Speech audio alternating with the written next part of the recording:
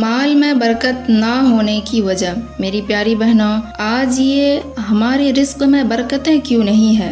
آج ہمارے گھروں میں رحمتیں کیوں نہیں ہیں؟ اس لیے نہیں ہے کہ حضور اکرم صلی اللہ علیہ وسلم والی طریقہ نہیں ہے، آج حضور اکرم صلی اللہ علیہ وسلم والی زندگی نہیں ہے، آج حضور اکرم صلی اللہ علیہ وسلم والے اخلاق نہیں ہے۔ اللہ کا نبی کہتا ہے کہ جو تیرے سے رشتہ توڑے تو اس سے جوڑ، جو تیرا حق مارے تو اس کا حق ادا کر۔ یہاں تو چھوٹے مقدمے کر کے لوگوں کی جائیدادیں ضبط کر رہے ہیں، بھائی بھائی کے دشمن ہو رہے ہیں اور باپ بیٹے کے اور بیٹا باپ کے، ایک دوسرے کے زمین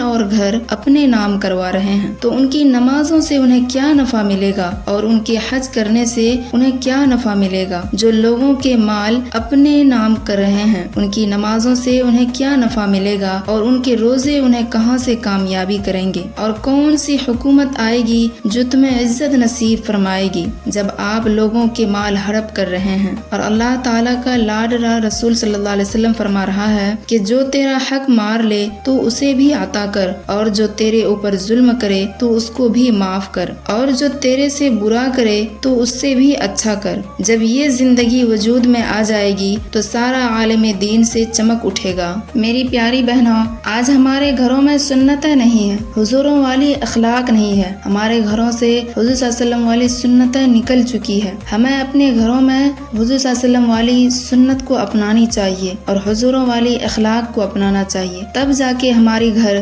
جنت جیسا بنے گی۔ ہمیں اپنے گھر میں برکت کی ضرورت ہے، رحمت کی ضرورت ہے، تو سنت کے طریقے پہ چلیے اور حضوروں والی اور صحابہ والی زندگی گزارنے کی کوشش کیجیے۔